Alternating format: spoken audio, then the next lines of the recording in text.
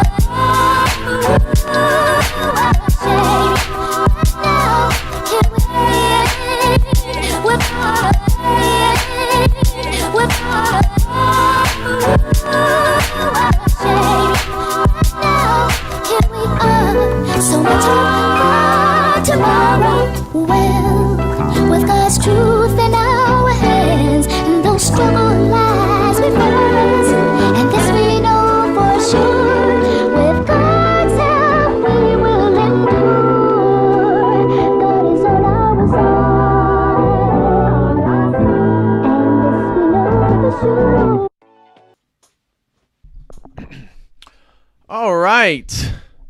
Welcome back, ladies and gentlemen. This is David Patrick Harry with Church of the Eternal Logos, and I am back from a little bit of a hiatus. Did a little traveling to Los Angeles County, the home of the zombies, and then, as you guys know, Orthodox Montanica up in Helena, Montana, with some of the Ortho Bros. Father Deacon Dr. Ananias, special shout out to him for putting on the event.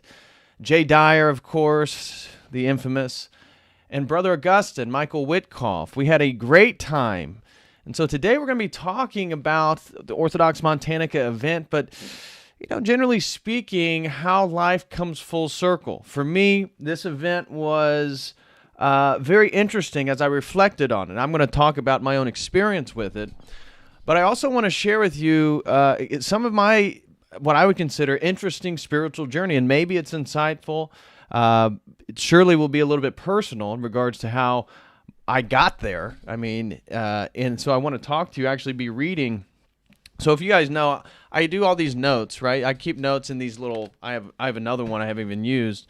But the very first one, all right, this thing right here where I do all my notes, the very first notebook that I got has to do with a ayahuasca ceremony that I went to.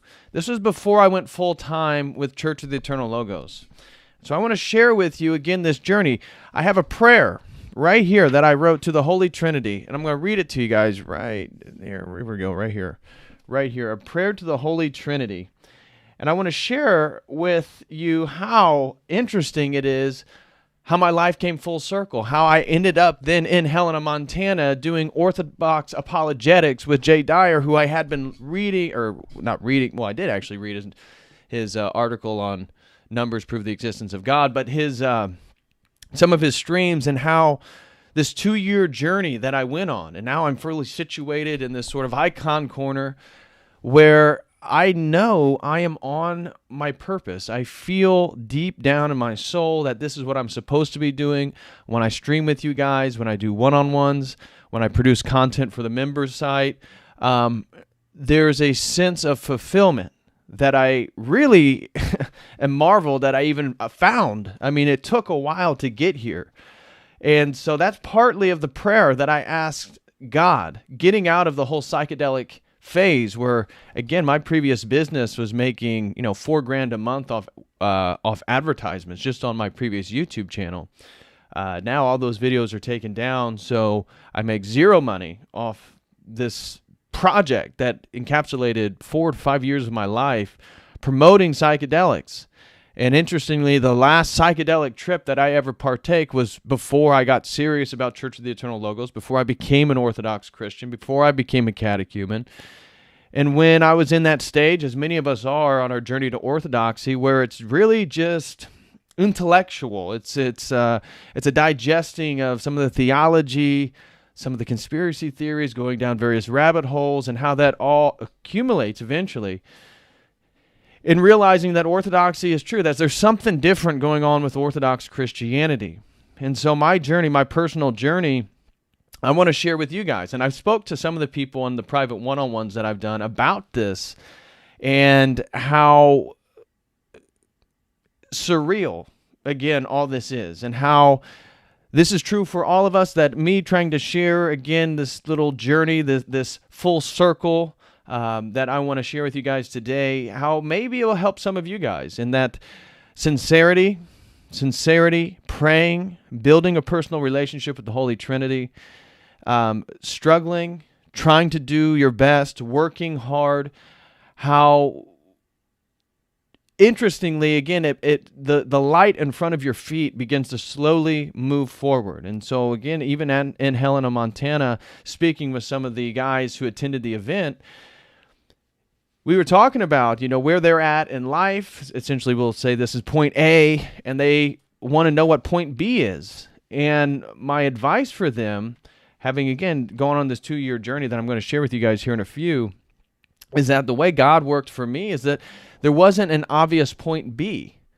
That's part of the prayer, as you guys will hear, that I prayed to the Holy Trinity as a sort of non-Orthodox Christian, getting out of the New Age, getting out of the whole psychedelic sphere, realizing I can't be a university professor because the political agenda that's behind all this stuff, and really not sure what my future was. I felt like everything I had been working for the entire decade of my 20s, I was turning 30 years old, and I was scared. I didn't know exactly what my life was going to move into, because everything that I thought I wanted to be, this professor with his tweed jackets, carrying around his briefcase with his books, going to his classes that he lectures at, I thought that was my future. And then at the same time, I'm giving that up. And so I was scared, and I went to this ayahuasca ceremony, of which you can hear the details. I'm not going to get into the details of that ceremony. That is for members only over at the website. But I am going to share the sort of takeaway that experience brought me, and how that connected to me being in Helena, Montana. Again, it's a full circle journey. So before we get into it, I want to do a little bit of housekeeping. Shout out to B-Dive, guys. Shout out to B-Dive and Brandon Dybert, guys. Great member of our community. And the music he makes. So some of you saw, we have the Ortho Chant music. We now have 2 Ortho Chant intro. We played the first one on the Logos Spermatico stream, my last stream before leaving for the event. Great stuff. And then the music that we just played today were 3 new songs of his. Philosophizing, the Ortho or Logos Ortho Wave, and then Trust God, all of which are really, really great tunes. So I just want to give a special shout out to B-Dive. I love the stuff that he makes. He does it out of the really out of a sort of pietistic and love for what we do here on the online community. And he donates all that music. So all the music that he has given me, one of these streams, we need to get donations, and I'll definitely donate, but get some money over to B-Dive. He does it all for free. He just makes it and sends me tracks, and then I create visuals for him. But thank you so much, B-Dive, for the great tunes that you make. Also, if you guys would like to check out my Montanica speech. So my speech for Orthodox Montanica was called Psychedelic Esotericism, an old new religious movement, of which I was talking about what I would call, or what I describe, psychedelic esotericism coming out of the tradition of Western esoteric traditions, and how it has a historical lineage. What is the metaphysics? What is the epistemology? What is the ethics? What is this new religious movement, as I try to describe post the 1960s counterculture? So this connected a lot with my academic research. But if you'd like to see the entirety of that speech, it's now rendering, so it's almost done, but it will be up on the website. It should be completed by the time this stream is over, but here, let me check real quick to see what its status. So it's at 43%, so it's almost done. But that will be up over at the website for members. So if you appreciate what I'm trying to do over here on Church of the Eternal Logos, and you'd like to help out this project, this endeavor, by contributing $5 a month for a membership, I would greatly, greatly appreciate that, and you'll have access to my entire speech. Of course, you'll have access to an entire video library of different educational content as well. So if that's something you would be interested in, here is the URL link to become a website member. Of course, I would greatly, greatly appreciate that. Also, if you guys would like to sign up for a one-on-one session for any particular reason, you could do so using this link right here. I will throw that in there. So would greatly appreciate that as well. So, and then also tonight, guys, if you would be interested, so I know some people have taken me up on this offer. Subdeacon Mark, my godfather, again, I've done a few streams with Subdeacon Mark. Him and his wife are my godparents. Shout out to Subdeacon Mark and Bobby. I love you guys. But we do a theology class together. That's part of our church every Wednesday night, and that's from 7 p.m. to 9 p.m. We'll be doing that again tonight. And so we're working through this book right here called The Hymn of Entry. It's really good. I think what the last few classes have been on liturgical theology, if that's something, again, you'd be interested in. I know B-Dive, I know a few people from the community join us there. So if that's something totally free, guys, I post that link in my Telegram. So if you'd be wanting to join, go to my Telegram page and sign up there. So let me share that Telegram. I think the link is also in the video description. But let me share my link tree so you guys can do that. So you could, let me get that link tree, copy link. Here's the stuff for the one-on-one. If you'd like to sign the one-on-one, just posted that. And then here is my URL for my link tree. Go to my Telegram group chat or my Telegram channel, and I'll be posting the Zoom link to our theology course. Again, that's 7 o'clock tonight, so that's in about 2 hours. We'll be diving into Orthodox theology. It's always a lot of fun. A wide group of different people. Everybody contributes. Everybody's really enjoyed it so far. So that's that. Now, before we get into the stream, I want to give some special shout-outs. Shout out to Pano. I see him in here. Good Orthodox brother, fellow Hoosier. Pano and I spent a little time. Our flight got delayed, so he was able to make it out of Helena. So what was that, 2 days ago? Out of Helena, we both had flights back to Denver from Helena, Montana, and there was a mechanical issue. It got delayed like over 2.5 hours. And so I ended up missing my flight to Indianapolis. I had to stay overnight in Denver before I was able to get to Indianapolis the next day. So it wasn't until yesterday afternoon at like 3:30 that I finally got home. So it took a full like 25 hours before I got home after Father Deacon dropped me off at the Helena airport. So that was a lot of fun, but I spent extra time with Pano. Really enjoy our conversations, brother. Really enjoy your friendship. Also, a special shout out to my roomies at the Airbnb in Helena, and those go to Mr. Chase Haggard, great gentleman, very talented musician. He is the younger brother of Tristan Haggard, our good friend over at Primal Edge Health. Also, Anthony, Peter, Braden, and Luke. God bless you guys. I had a great time being your roommates for 5 days. Really, really enjoyed myself. Really glad that I was able to meet you all and build new friendships. So God bless you all. Pleasure spending time, quality time together for those 5 days as my roommates. So I wanted to give them a special shout out. Really enjoyed traveling around with them and being a sort of tight-knit group. So with that being said, now let's get into today's stream. So today's stream, again, I know probably you guys watched Brother Augustine's Montanica stream, which was really good, and then Father Deacon Dr. Ananias' stream last night, which was also very good, and he spent some time going over some of the photos and the sort of the layout of the events. It was a great stream. I know some of you guys probably watched that. Me, I'm going to have a different angle, of course. I'm always trying to create a sort of unique content, unique angle. And so for me, I'm not just going to review the event. I'm going to make it a little bit more personal. I'm going to talk about my journey to that event as one of the main speakers, as one of the 4 main speakers for that event, doing Orthodox apologetics. This YouTube channel has now broken over 8,000 subscribers, so I thank you all very, very much for being a part of that, for participating. Anybody here right now in the live chat, thank you guys so much for being a part of this community and helping build up this YouTube channel. And so it's just a little bit surreal how I got there, this whole trajectory to Helena.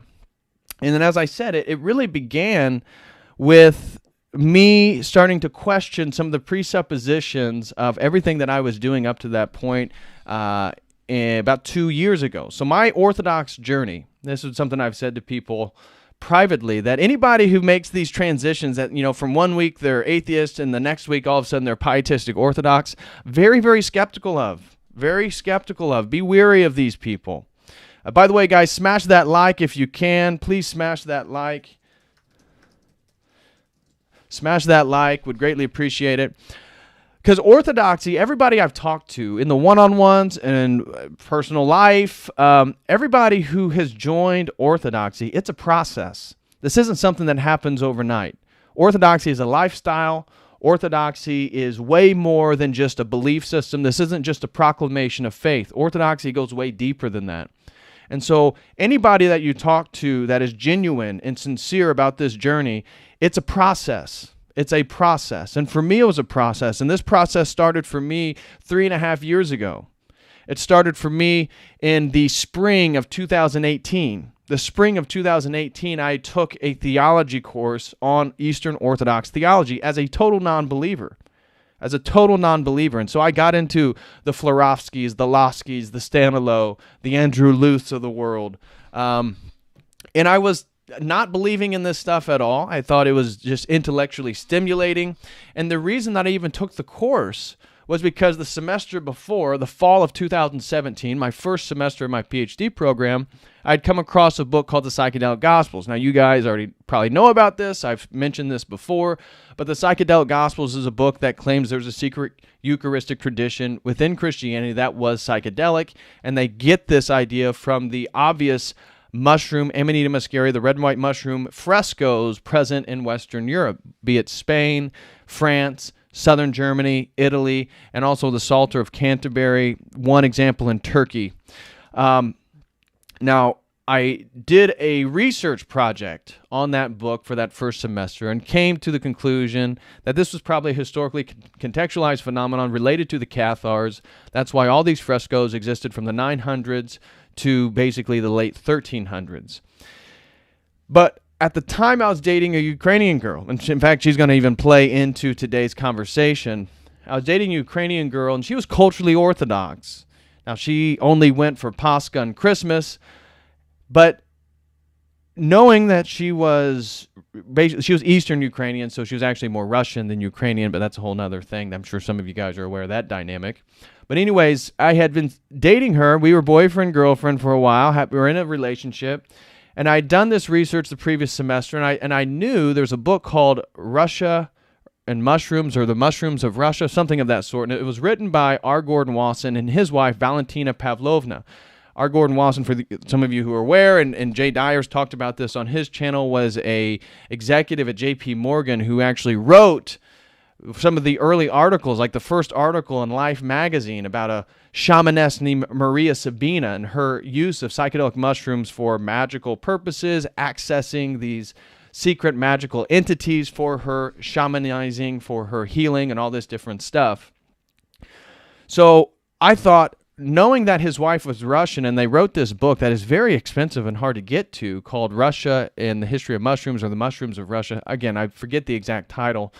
But the case that was being made is that Russian culture, Slavic culture, has a very different relationship to mushrooms, generally speaking.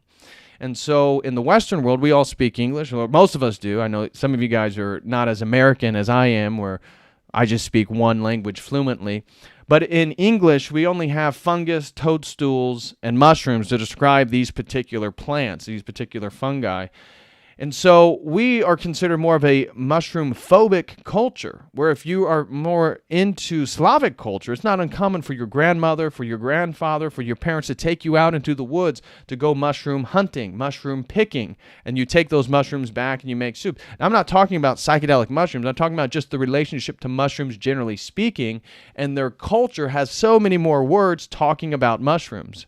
So being aware of that, this second semester, the spring of 2018, I took this course on Orthodox theology, Eastern Orthodox theology and history. And I was a total non-believer.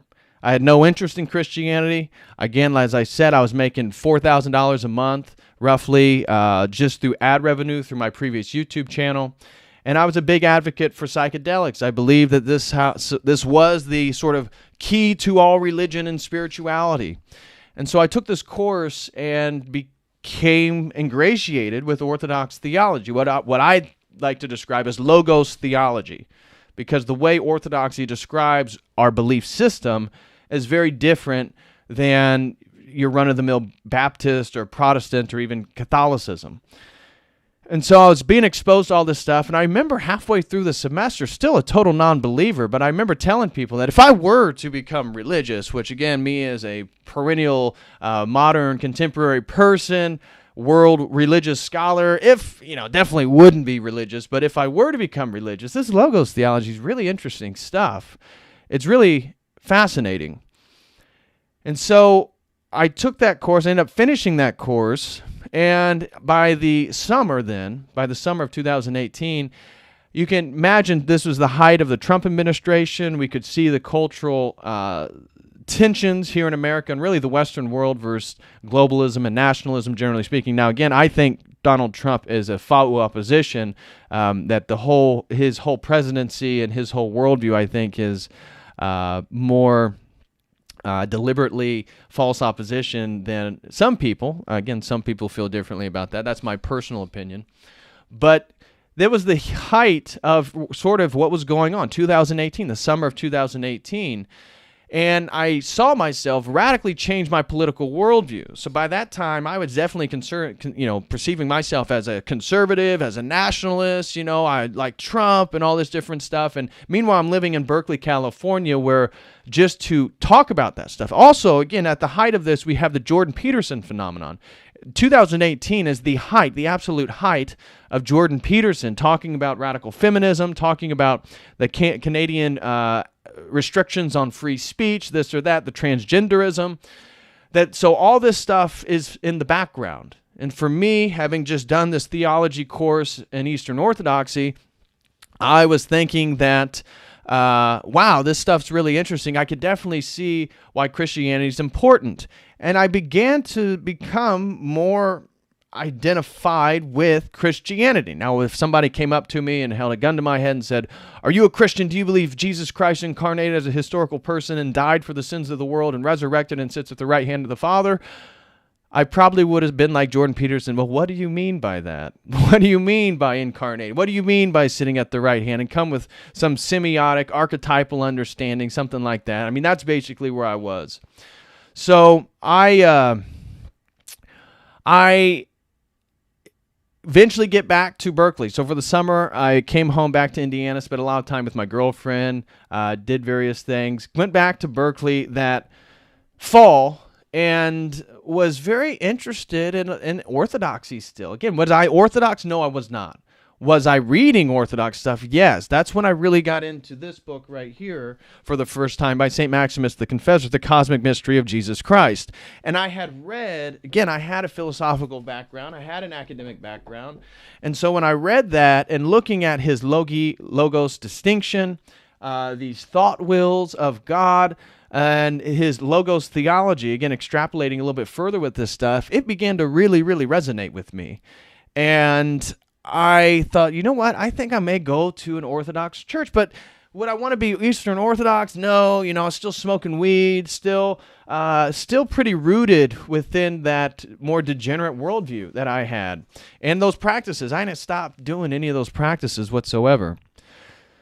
So that led to me going to like Holy Virgin Cathedral in San Francisco, going to St. John in Berkeley, OCA Russian Church parish there in Berkeley, going to various Orthodox churches around the Bay Area. Was I Orthodox? No. I liked the aesthetics. I had learned, the way that I talk about my entry into Orthodoxy often is that if Orthodoxy was a homestead, which may play again in my conversation later today.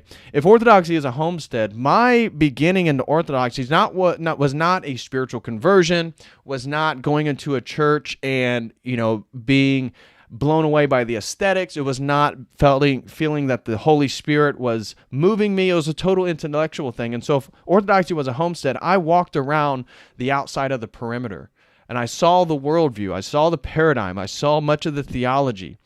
And I thought, it's really, really interesting.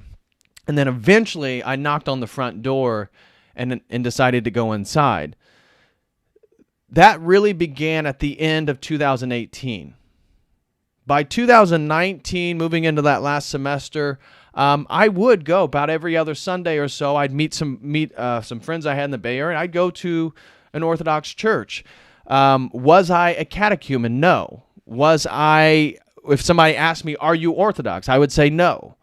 But I would say, I'd start talking about logos theology. I would probably be very similar to a Jordan Peterson-esque worldview.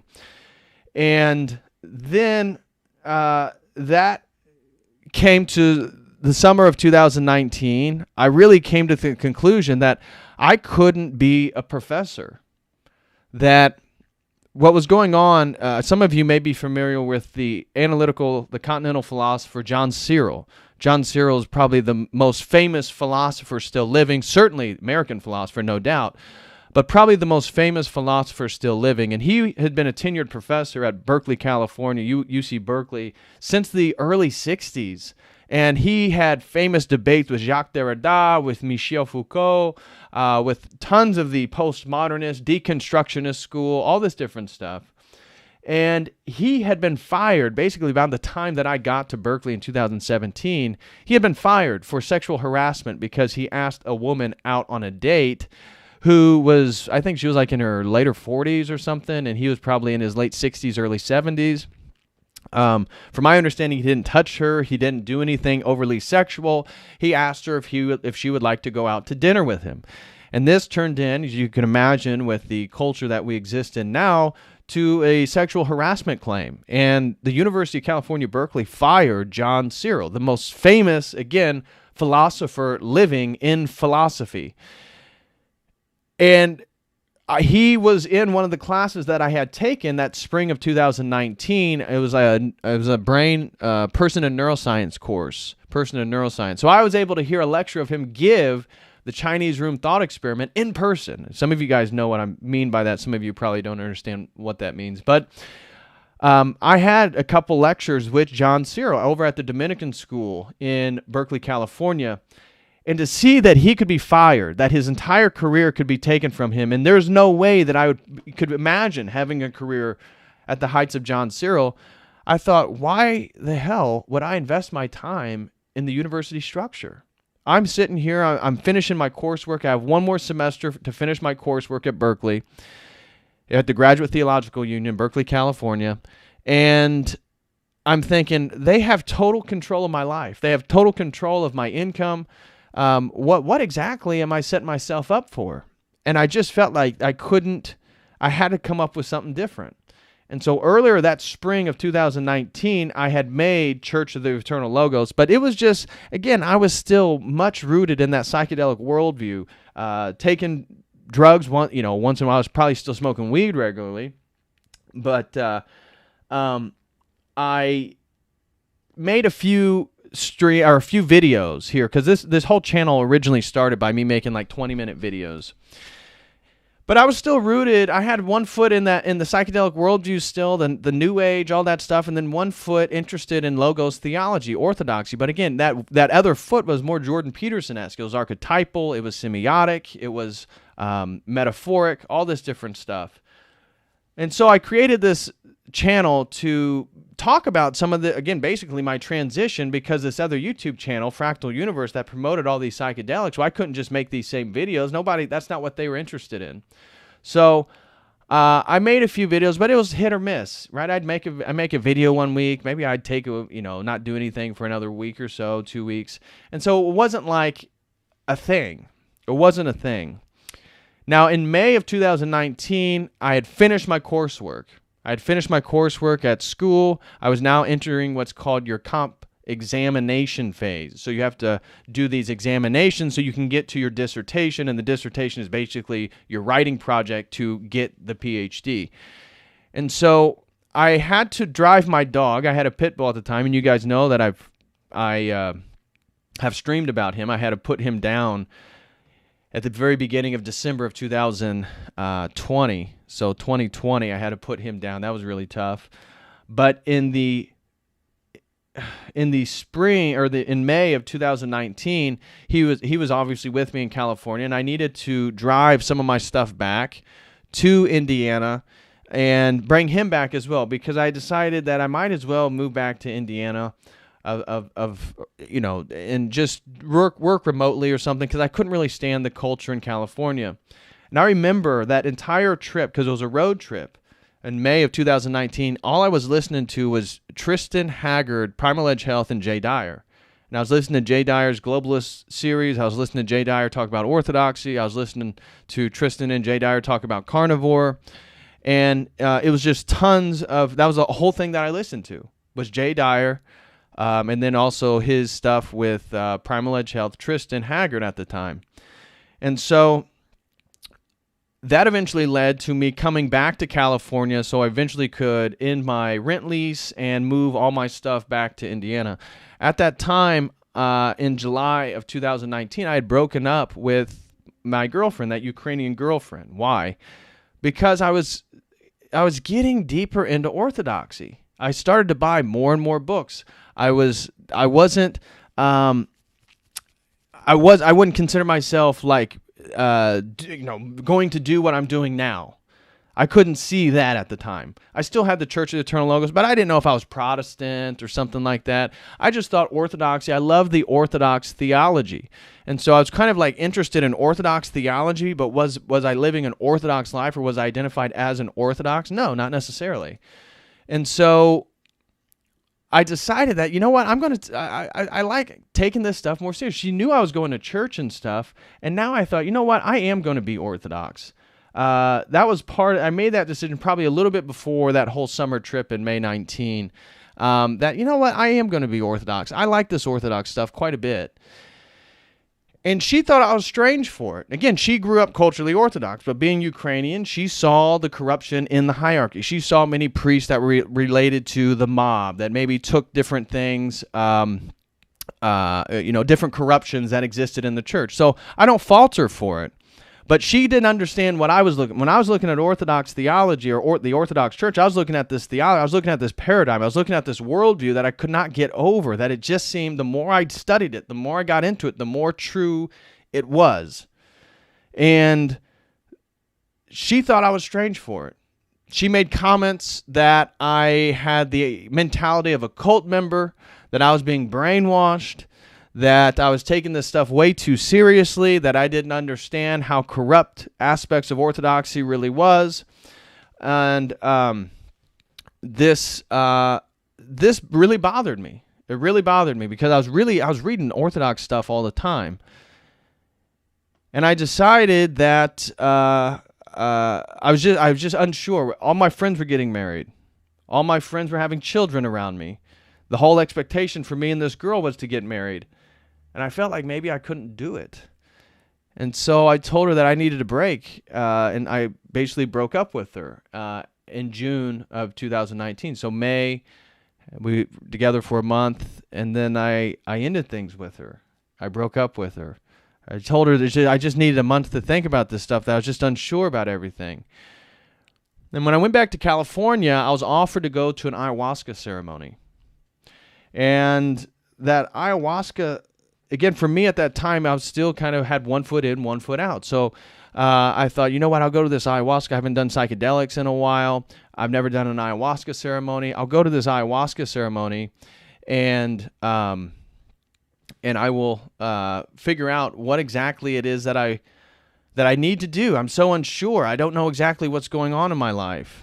And so I decided to go ahead and go through with it. I said, yeah, go ahead. Again, this is like an underground thing in California. You can sign up for these things. It's still technically illegal. And so you have to know somebody who knows somebody who knows somebody, and then they'll reach out to you, and then you pay for it, and then you will meet at a undisclosed location. Usually you'll find out maybe a day or two before. So you'll know the general area.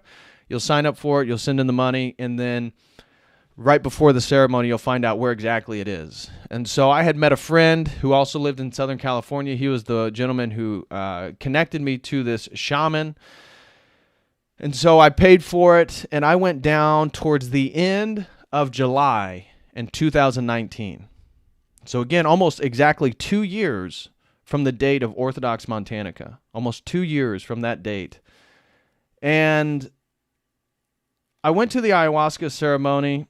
And it's funny because I had this book.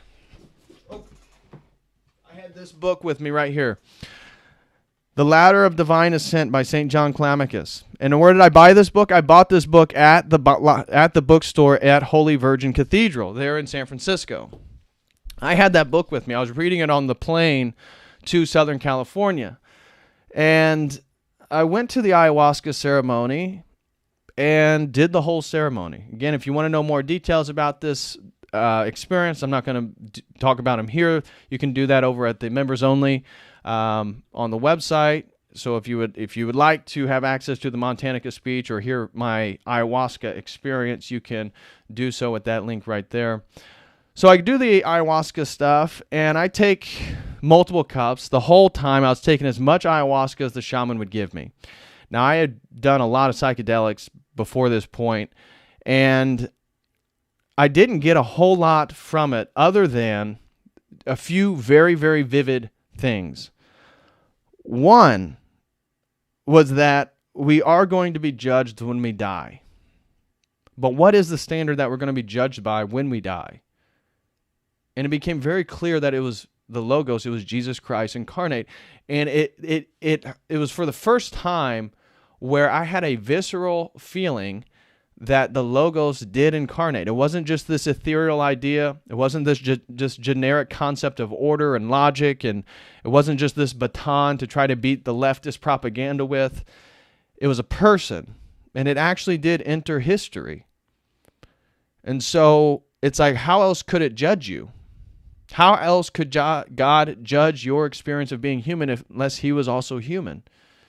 Which is a unique claim in world religions, right? We have avatars in Hinduism. We have different understandings of God, Gaia as the ecosystem, this or that. But only Christianity is emphatic that God incarnated and was human. Now, only Orthodox theology then has the theology of theosis and why exactly that was the case.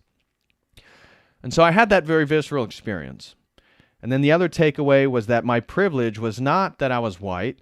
My privilege was not that I grew up middle class. My privilege was that my poor grandparents were incredibly moral. That their parents were incredibly moral. And that the privilege that I had in my life was not anything that was physical necessarily. It was that I came from a lineage of people that were incredibly moral, and they raised their children to be incredibly moral. And my parents then were the consequences of that, and they were incredibly moral people. Are they academics? No. But they're great, great people. And that's the whole point of all this, because eventually we're going to be judged. We're going to be judged by the incarnated second person of the Holy Trinity.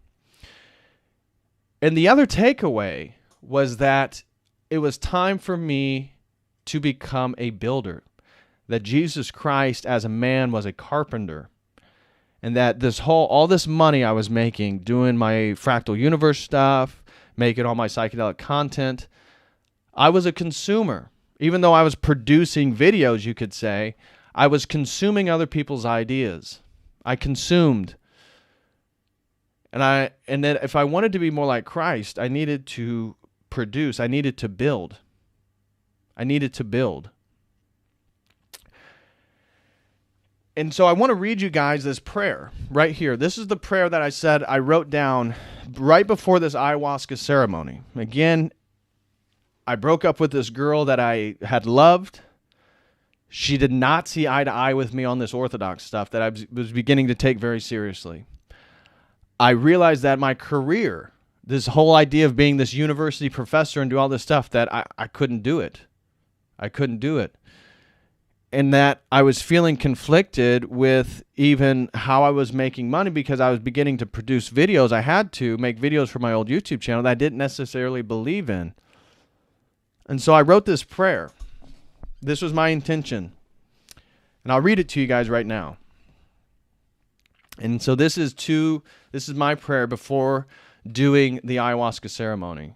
And it reads, "It is my intention to figure out how/what I am supposed to do with my purpose. How do I make a living? Which direction should I move in? Lord, I just ask to be guided tonight so I can better see what it is I'm supposed to do with my life. I want to work. I want to build a career, a life, and a family in your glory. Thank you for all my blessings." And so I took the ayahuasca.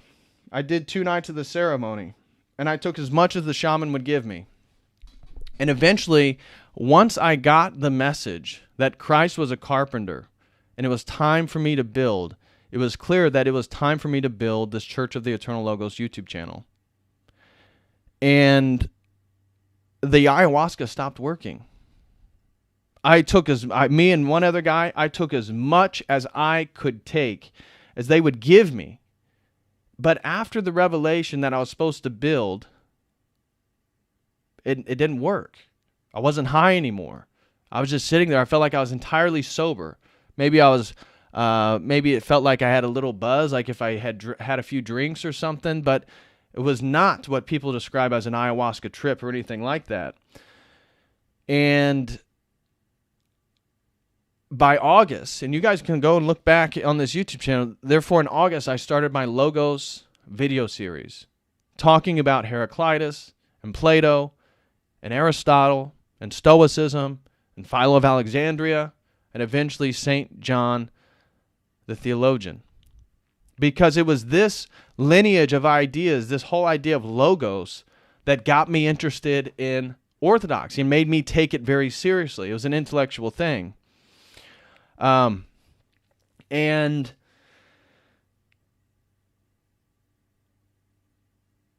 I started that Logos series then in August of 2019. My mother got diagnosed with a rare form of MS. And so I was going to move back home and live with my parents. And I was going to live off the savings that I had accumulated from this previous YouTube channel and all this stuff. And I was going to build Church of the Eternal Logos. So that's what I did. And I moved back home to Indiana in September of 2019. And that's when I started to make videos regularly. And the goal was always to make 2 to 3 videos a week. That's always been my goal. 2 to 3 videos a week. And that's when I started doing that. That was September of 2019. And so then I moved back to Indiana. Of course, my girlfriend also lived in Indiana. And then we went out a few more times. We talked. And she and her mother made comments of how dumb it was for me to try to give up on pursuing a career as a university professor, as all the other PhD students are, putting in applications, trying to write papers, go to conferences, make connections.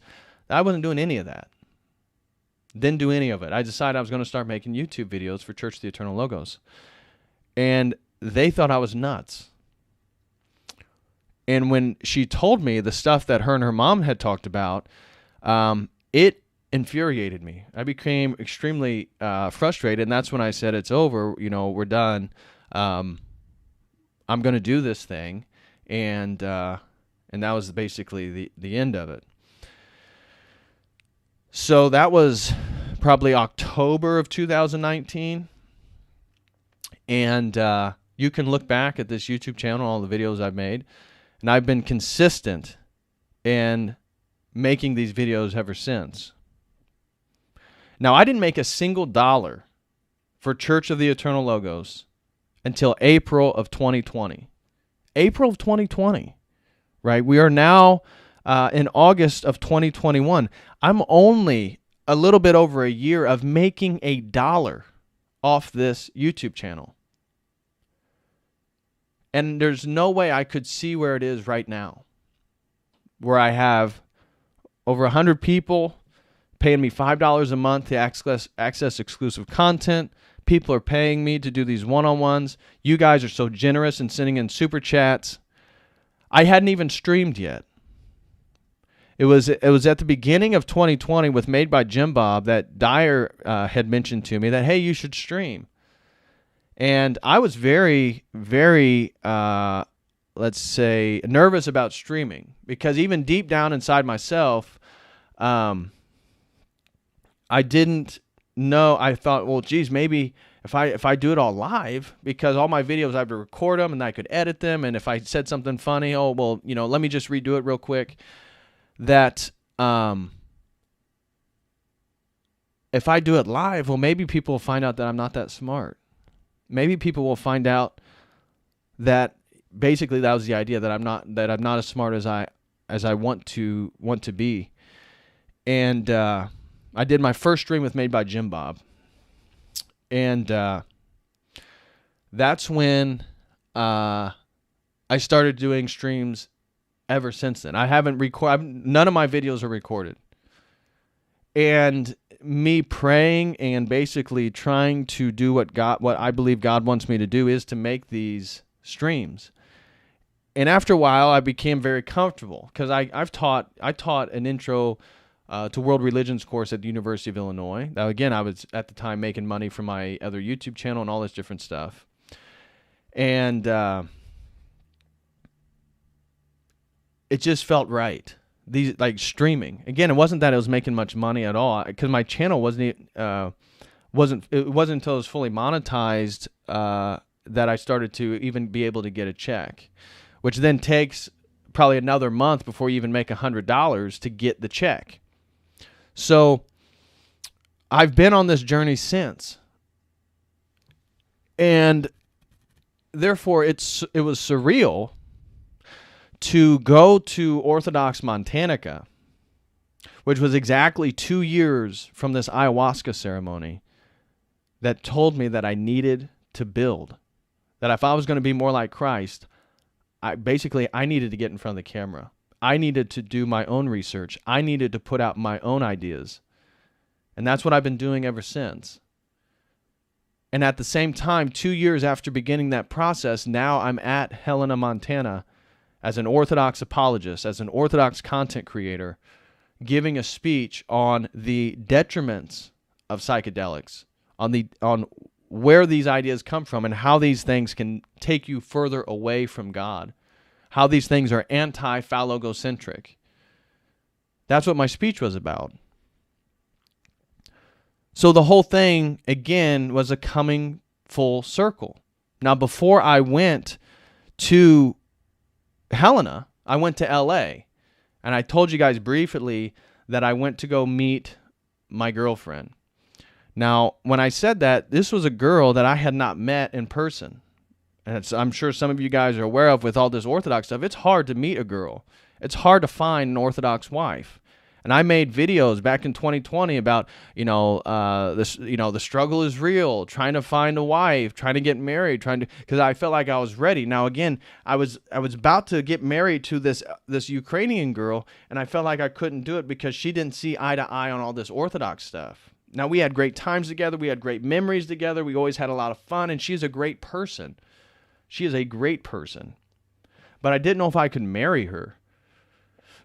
And then this 2-year journey, being single, trying to do my best, trying to follow in the light of Christ, that now I was talking to a girl who was very much interested in the things that I produce, very much interested in Church of the Eternal Logos, very much interested in fighting against the global New World Order, the global reset, all this stuff that we know is happening right now. And it's very surreal that it's all happening right now. It's very surreal these vaccine passports are here. It's very surreal that people are dying from it. It's very surreal that the vaccines are what are causing people to be super spreaders. It's very surreal that all these conspiracy theories are culminating and coming true. And so we had talked for a couple months, and it was just the godliest relationship that I had ever been a part of, but I hadn't met her in person. And so before I went to Helena, we went and spent time together in person for 5 days. And so that went really well. And this was the first time I had been to California since I left. And so when I look back at this prayer was about my life, that I wanted to work. How can I build a career? How can I build a life? And how can I build a family?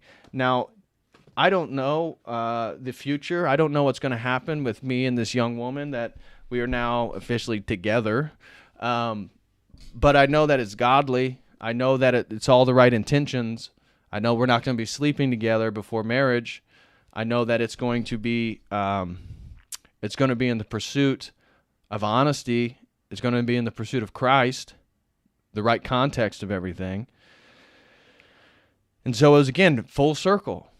It's full circle that literally about 2 years previously, I had ended it with the girl that I had, and then 2 years later, I was then meeting a new girl based on the values that the old girlfriend was rejecting. And that was the basis for the relationship with the new girlfriend.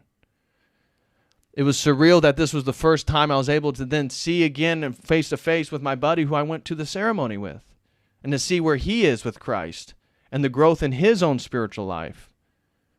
It was surreal. It's full circle. And then it's full circle that now I know what my purpose is, right? I mean, this prayer, a career, a life, a family, that I wanted to work for God. I know that this YouTube channel and what I'm doing is my purpose. Now, eventually it's going to get shut down off YouTube. I know that. I know that. You guys know that. But the point is to build trust with y'all, that you know that this isn't a joke. I'm not trying to get dollars from you. This isn't a scam. This is me authentically doing research, stream after stream after stream, trying to be in depth, trying to provide value, trying to do what's right. And in so doing, I can now see the future. I can see that when I have a family, and eventually they're going to kick us all off the internet. Eventually, the vaccine passports or your internet history, this is going to be a prerequisite to be seen just to have internet access. That eventually that stuff probably will happen. But as long as I keep doing it, God's going to provide, and you guys are going to help me. That you guys are going to help me, that I don't have to worry about the university funding me. Because you guys, if I can build trust with you guys, that's the whole purpose. And that's worth more than a dollar amount. That now you will be willing to go pay $5 a month to help me out. And that's going to help out my family. And that's going to help out my kids. And that is my career. That is my life. And that is how I'm going to provide for my family. Again, full circle. God answered my prayer. It just took 2 years for it to fully come to fruition, right? 2 years to fully come to fruition. And so then, I go to Montanica. I'm able to meet Father Deacon Dr. Ananias. We had been good friends. Again, you guys have seen him on the stream multiple times. Father Deacon is such a good guy. He picked me up from the airport, and we were able to meet for the first time.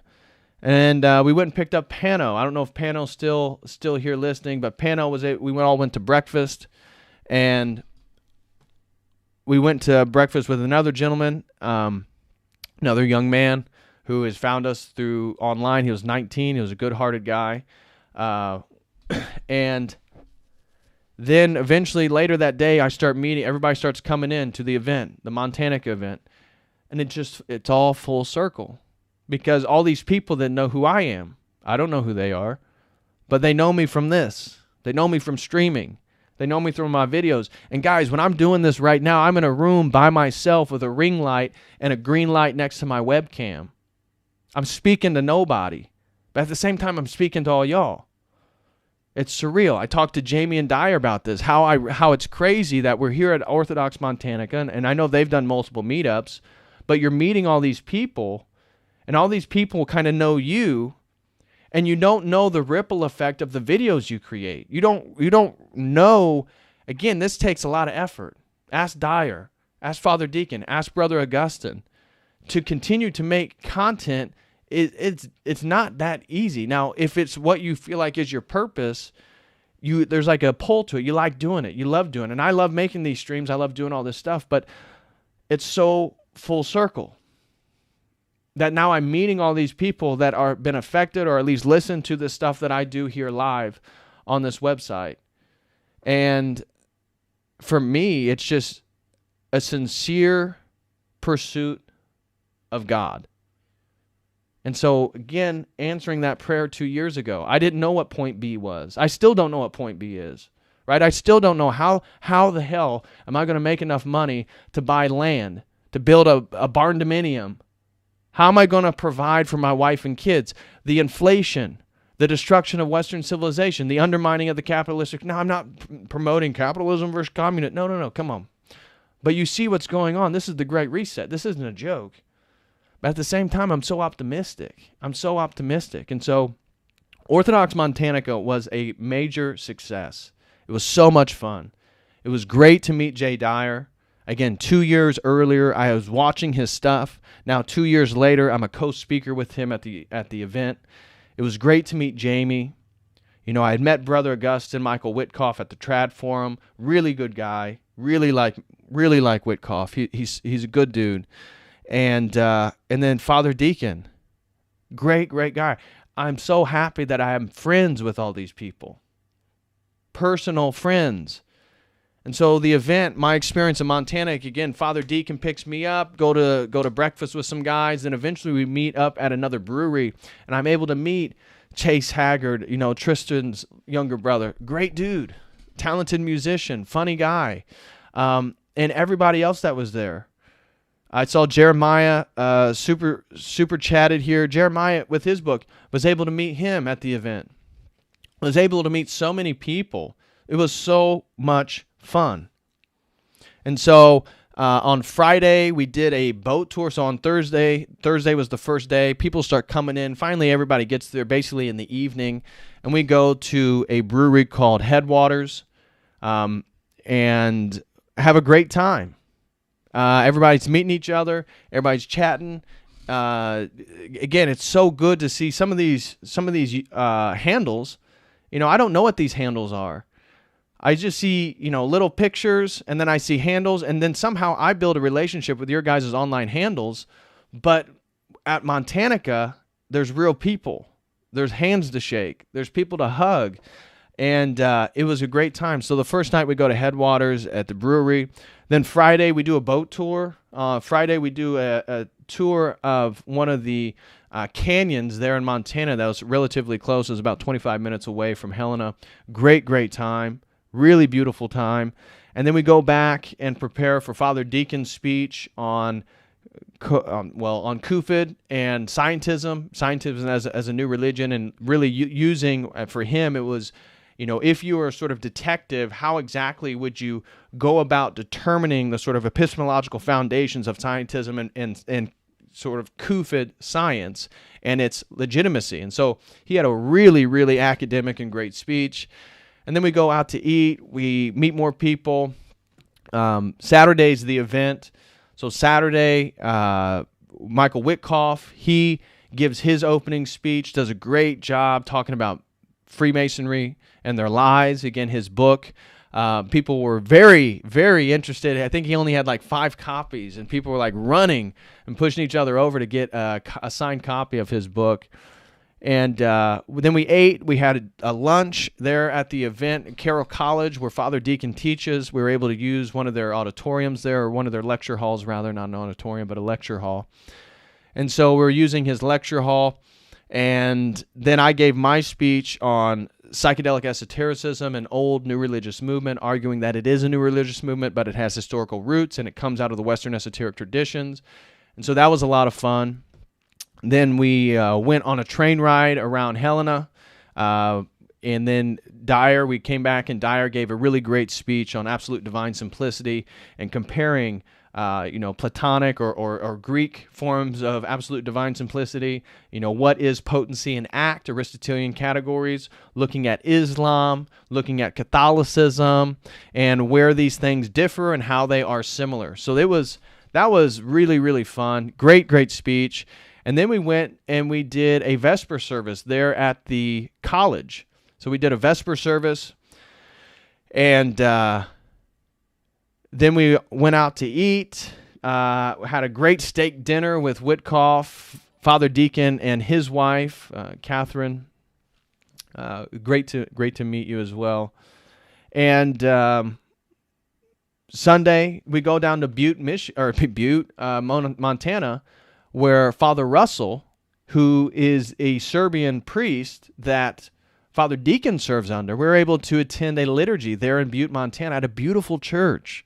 And again, if you watch Father Deacon's stream, you'll see some of the pictures at that liturgy, at that church, and was able to meet people, and shake hands and be in a more spiritual context, right? That we're all worshiping the Holy Trinity. We're there for liturgy.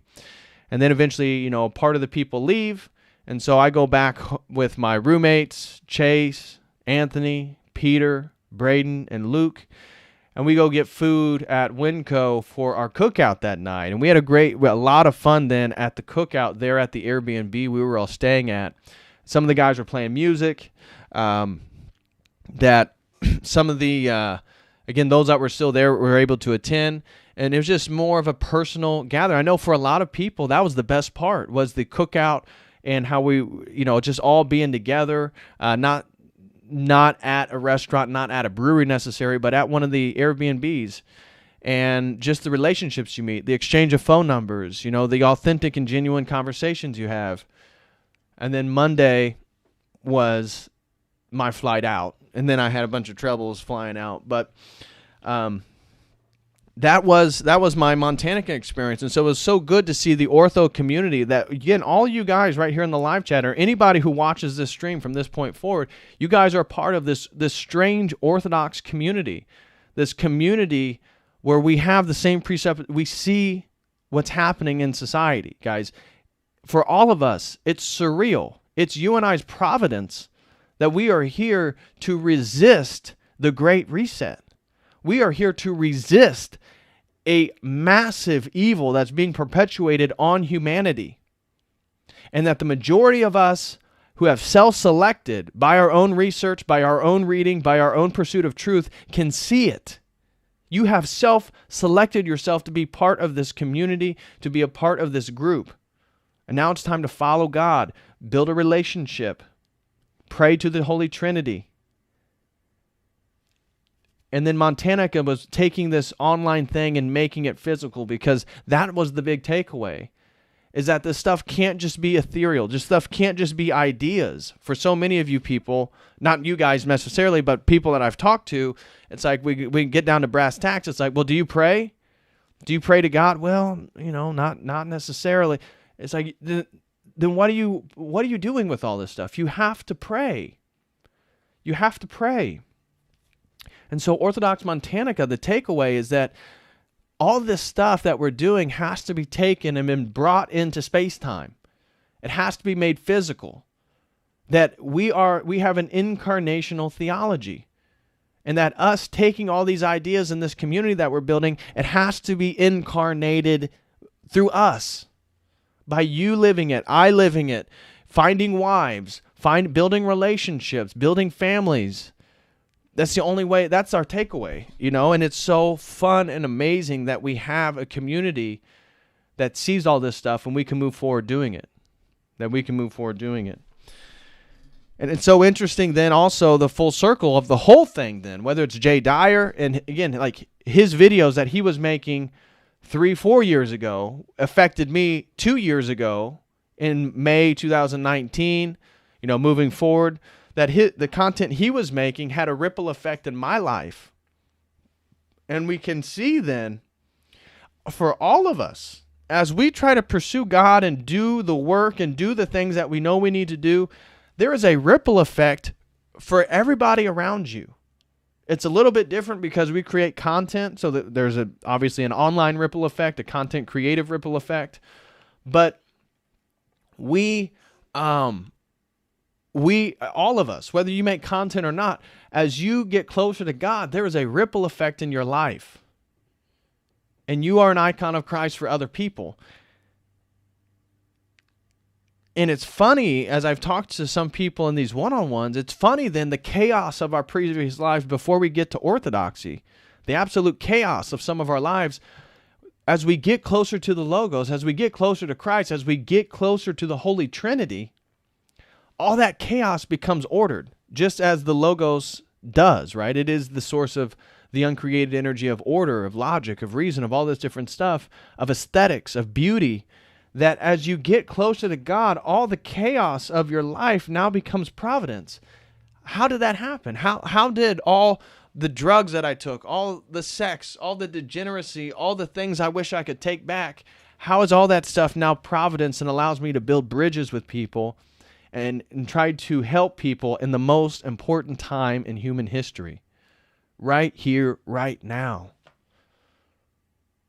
It's a blessing. And so we can kind of all do that in our lives and just realize then the takeaway, as I said, it's wherever you're at right now, being point A, you don't need to know definitively where point B is. You just need to know what it is that you need to do today to fulfill the things that God has on your plate. And then you do that every single day, and then point B begins to emerge. It's like it's hidden behind a mountain. And as you slowly take more and more steps forward, all of a sudden you can see the future a little bit more. The horizon begins to open up. And so I hope for everybody that's their takeaway, is that we just have to incarnate all this theology, all these ideas in ourselves, in our lives, and see where God takes us. Because I'm on that journey, and and the whole point for me sharing this full circle of my life is to show you that He's been doing it for me. And I've probably sinned a lot more than most of you guys. And if He can do it for me, He can definitely do it for you. So you just have to pray, you have to struggle, you have to try to do what's right, you have to be sincere. And it's amazing what God will do in your life. It's absolutely amazing. So then when we look at the vaccines, when we look at the the new stuff that's going on in the United States regarding the COVID landlord stuff, where they're telling people basically they don't have to pay rent and the landlords still have to pay property tax. And so now the landlords are having to pay for this stuff out of their own pocket. And if they're paying stuff for out of their own pocket, they can't evict the people who aren't paying their rent. And then if they stop paying the taxes, the property tax, well, the government's just going to take it, or the central banks are just going to take it. This is the Great Reset. This is taking private property from private citizens.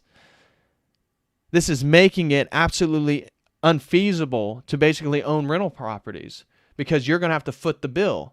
And while they're doing that, they're making sure less and less people work because they want to roll out the UBI, the Universal Basic Income. And so as they roll out the UBI, more people are going to take that bait, just like fish in a pond. Well, it's easier to just get paid $300, $400, $500 a week or whatever it is through the UBI than work. Why would I work? Now I have to go work. I have to do all this stuff. And look, they're only paying me, maybe I only make $75 more. Maybe I only make $150 more if I had to work. Well, it's not worth working. And as soon as you do that, now labor comes down. But at the same time, you can just stop paying rent, and then the central banks can take over that property, which is the goal.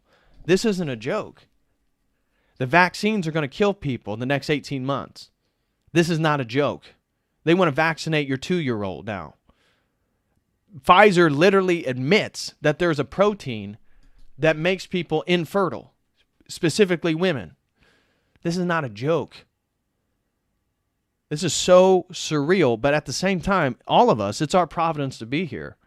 Who else was going to be here? God put us here.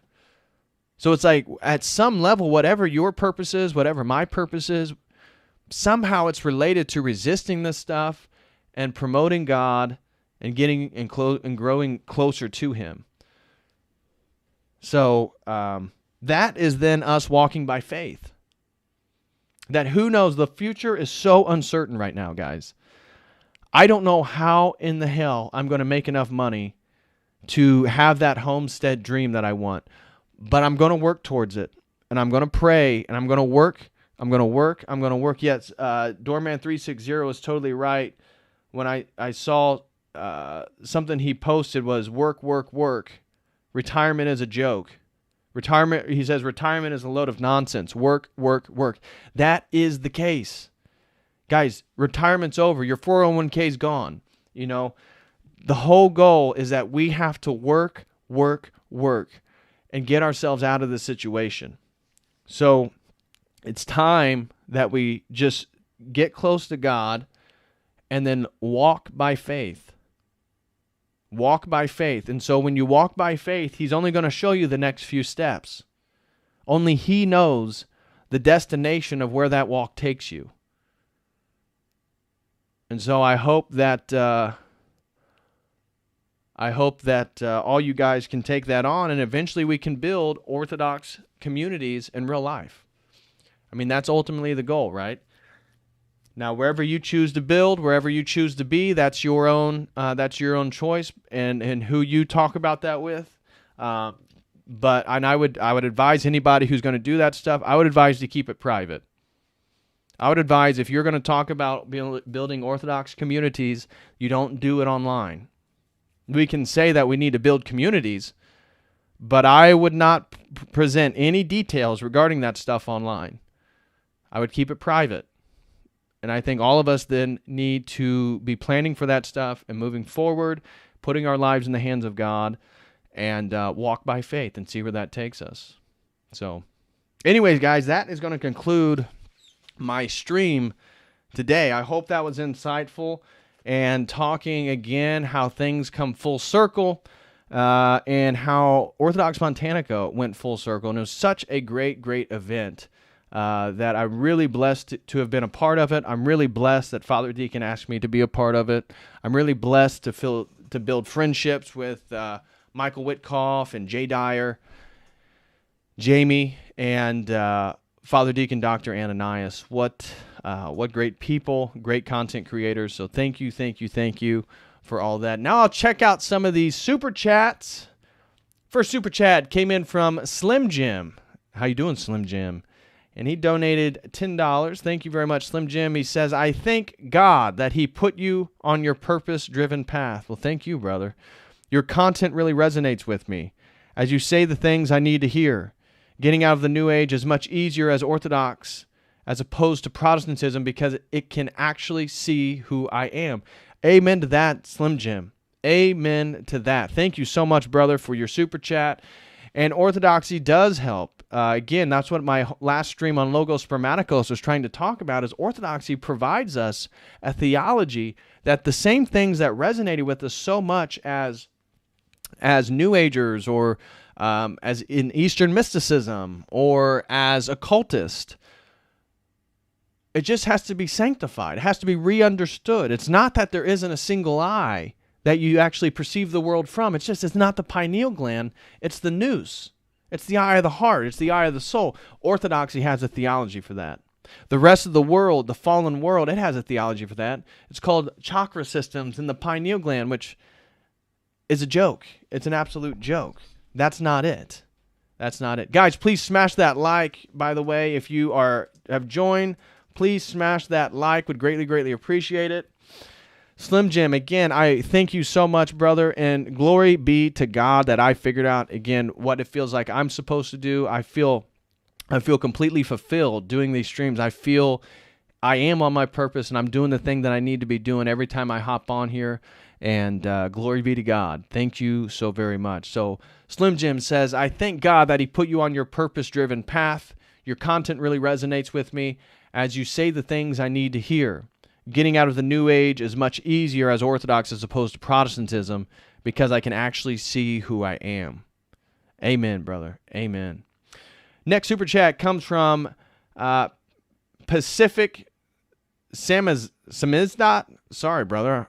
I'm not familiar with how you pronounce that. Pacific Samizdat. Samizdat. I'm not sure. But thank you so much, brother, for your super chat. He says, yo, David, greetings from back in the California gulag.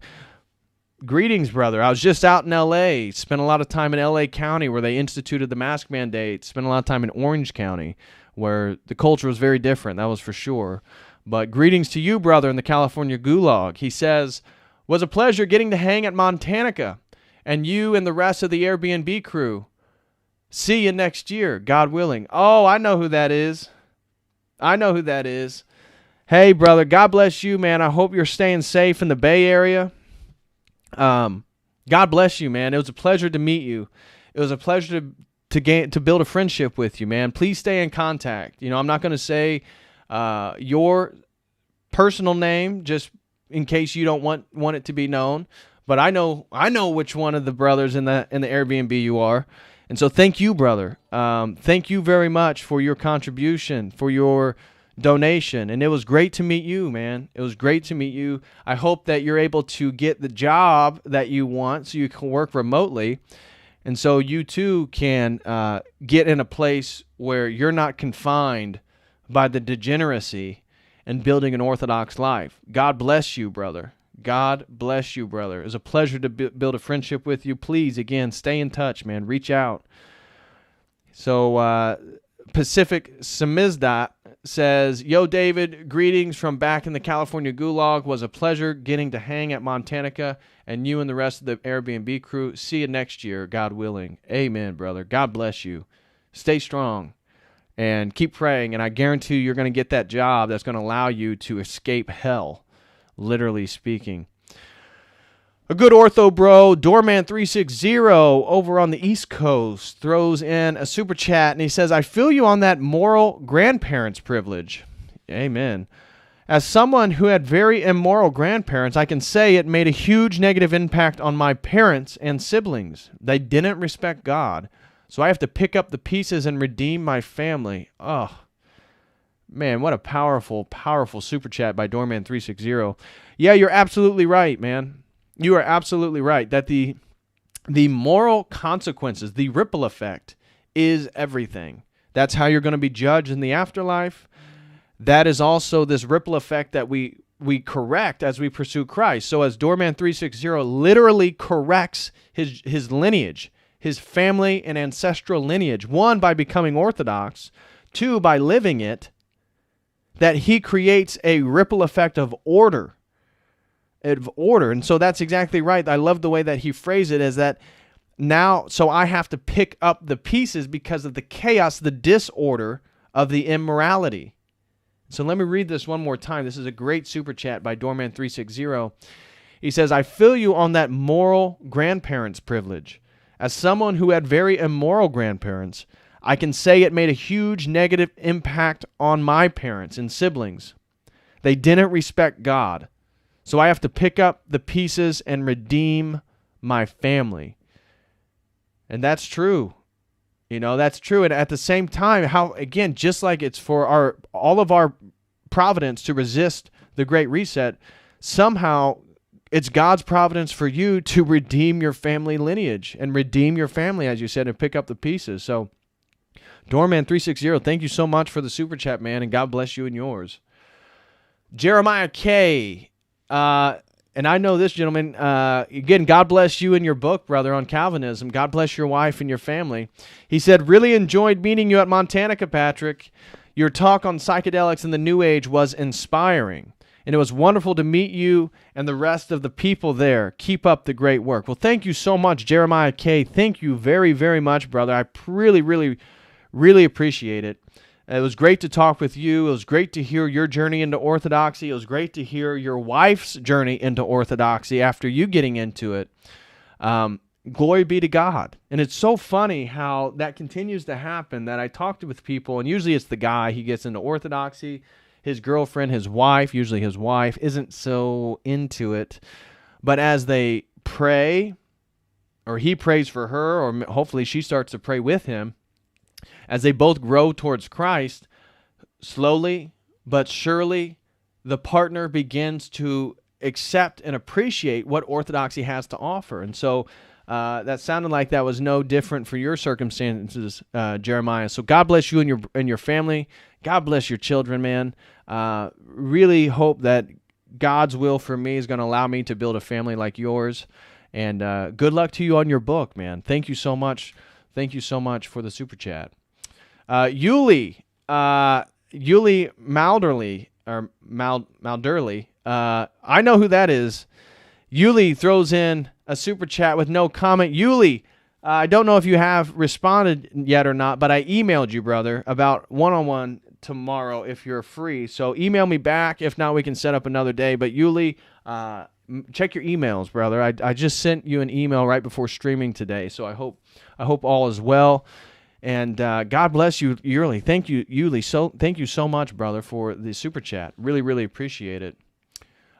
Theo donated 5, and he says, never stop building. Exactly, Theo. And that is true for all of us, right?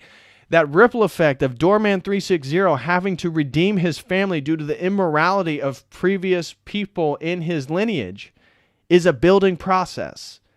That Doorman360 himself is building. He's building and correcting a family trajectory and lineage. It is important. Again, that ripple effect that we all have as we pursue Christ, it's not a joke. Never stop building, guys. Building yourself, building your relationship with God, building a family, building all these different things, building a society.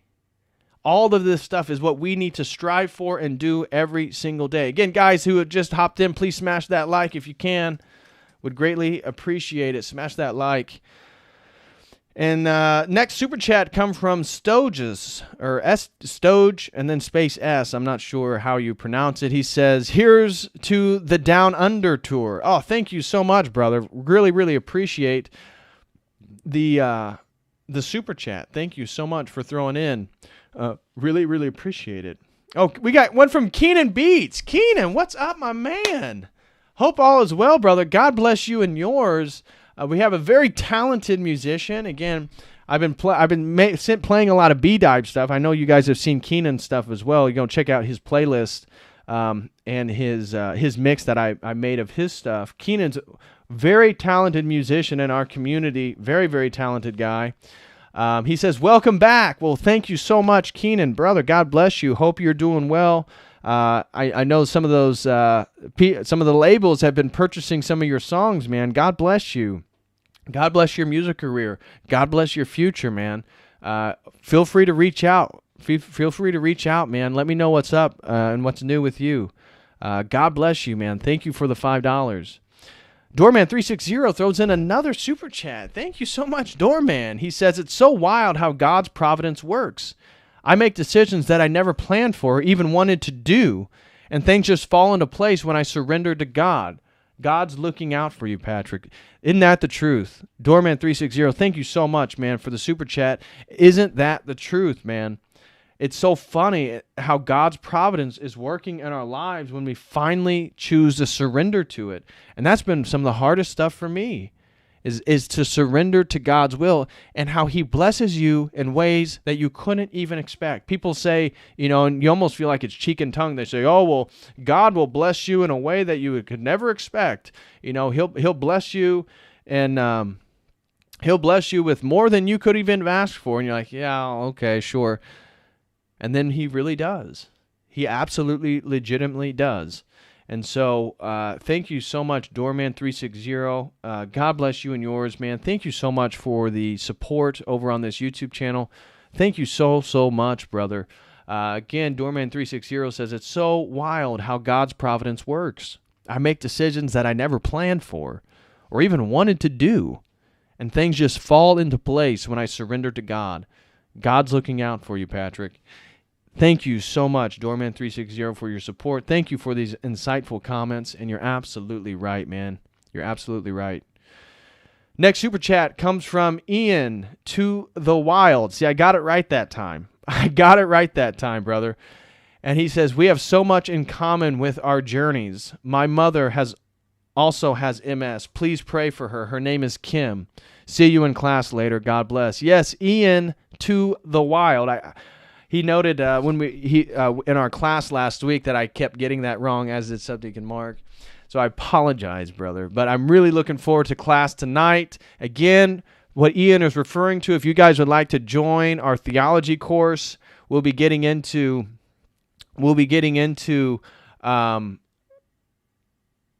this book right here, The Hymn of Entry. And I know Ian to the Wild will be joining. I know B-Dive usually joins us, usually a handful of other people. So if you'd like to do that, I'll be posting a link to that Zoom meeting in my Telegram group chat, and also in my personal Telegram, or not my personal, but the Church of the Eternal Logos Telegram. So if you're following either one of those, and if you're not, click the link there, the link tree, and then click on the Telegram channel or the Telegram group chat. Make sure you follow, and I'll be posting that link here in a few, and you'll be able to hop right into our Zoom meeting, and it's fun, it's insightful, it's funny. Subdeacon Mark is hilarious, and we'll be talking about Orthodox theology. So thank you so much, Ian to the Wild, for your support, brother. Again, let me read his comment one more time. He says, we have so much in common with our journeys. My mother also has MS. I'm sorry, brother. I know how hard that is to watch with somebody who struggles with that. So I will pray for your mother, Kim. And so he says, my mother also has MS. Please pray for her. Her name is Kim. See you in class later. God bless. Well, thank you so much, Ian to the Wild, man. Thank you so much. And then Ephraim, I see Ephraim in the chat. Ephraim, shout out to you, brother. God bless you and your family, man. It was a pleasure to meet you. Pleasure to meet you, Ephraim. God bless you, man. Next super chat comes from Catfish Appreciator. That's hilarious. Catfish Appreciator says, was a pleasure to meet you and the Ortho Bros this weekend. Thank you for all the great content, your prayers, and your kind brotherly guidance. God bless you and all those watching. Well, thank you, Catfish Appreciator. I wish I knew who you were specifically, but I'm sure it was great meeting. It was great to meet everybody. I'm trying to put faces and names to everything. I know Ephraim. So God bless Ephraim. We love, Chasing Logo says we love Ephraim. That is absolutely the case. We love Ephraim. God bless Ephraim. And Catfish Appreciator, thank you so much for your super chat, brother. It was a pleasure to meet you and just meet everybody. And so I'll read his comment one more time. He says, was a pleasure to meet you and all the Ortho Bros this weekend. Thank you for all the great content. Well, thank you. Your prayers and your kind brotherly guidance. Well, thank you, brother. I really appreciate it. He says, God bless you and all those watching. God bless everyone watching. God bless everyone in the Orthodox online community. God bless you, all of you. And God bless your families, and God bless your children's children. Our good Greek brother, Pano throws in a super chat, and he says, I wonder if that family of 3 from Helena missed their second flight to Alaska from drinking. Okay, now I have to share this story. Hilarious, Pano. Thank you. Okay, so Pano and I, we're sitting there, right? Again, shout out to Alex and his mother. I won't say their last name just in case they want to name anonymous, but one of our good Orthodox young gentleman, a strapping young lad, 18 years old, soon to be 19.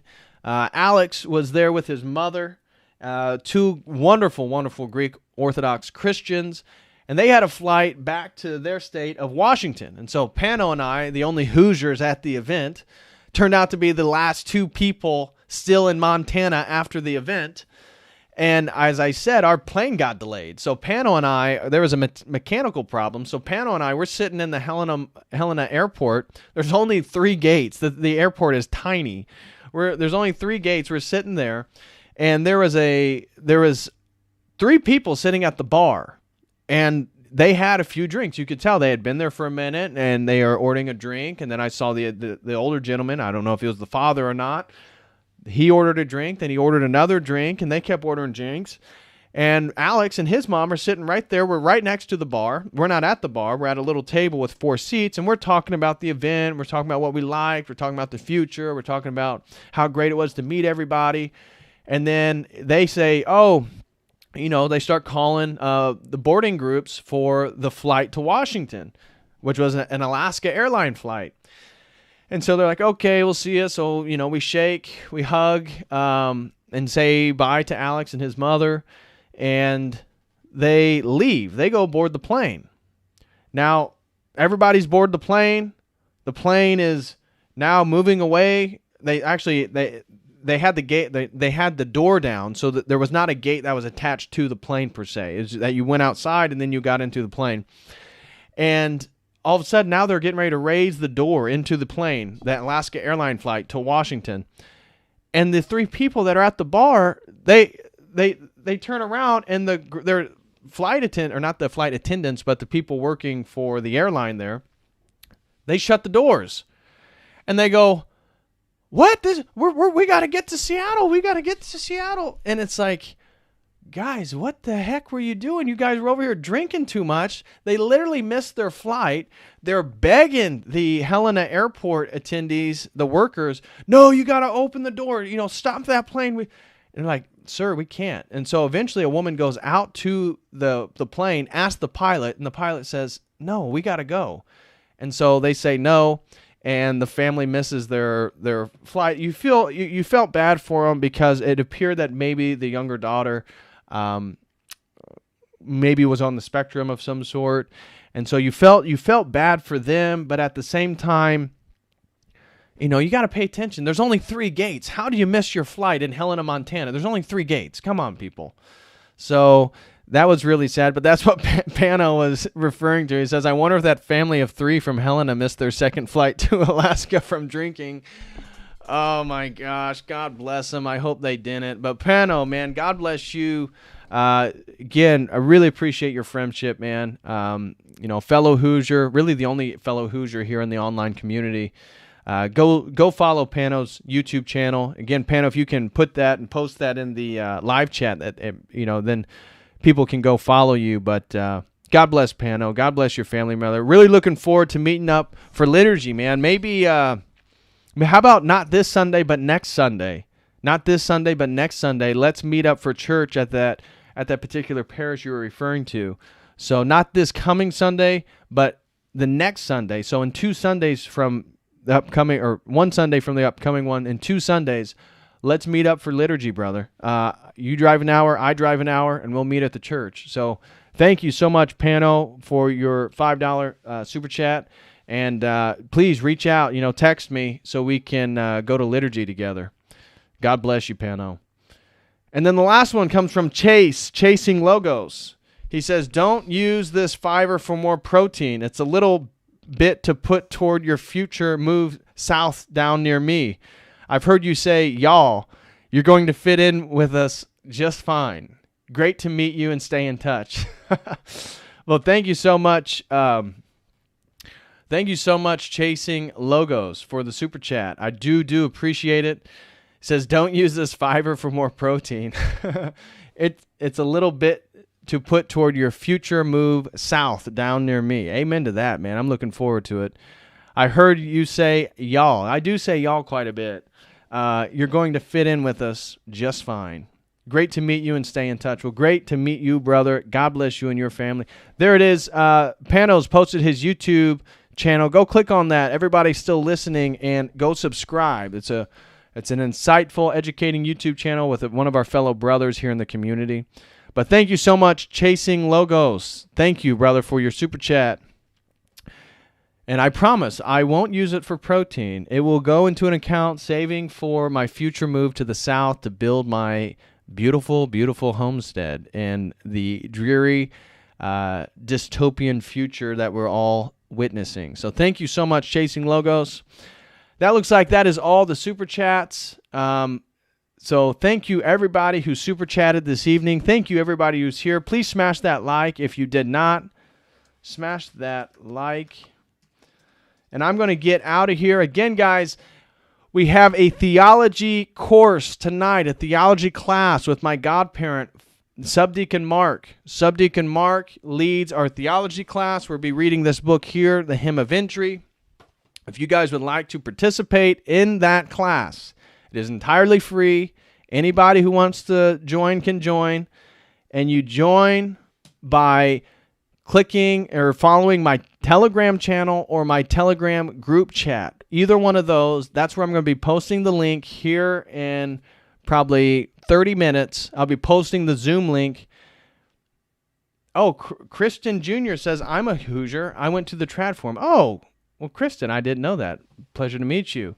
Sorry, I misspoke. So we do have another fellow Hoosier. But anyways, regarding our theology class tonight, if you would like to join, click on the Telegram, the Linktree link that I just posted. Follow me on my Telegram channel or my Telegram group chat channel.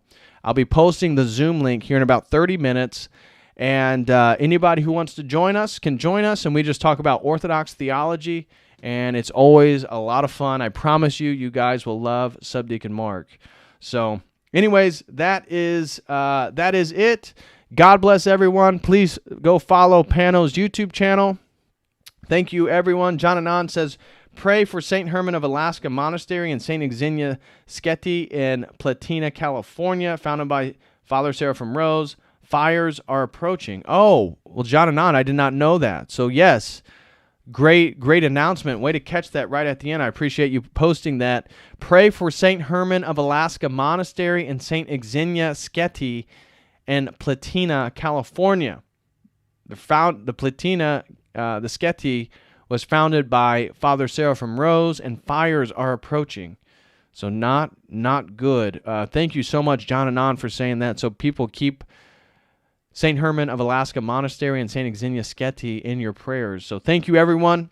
Please smash that like, and I will be back Friday, back on a roll, doing the same old thing with a new stream. So until then, as always,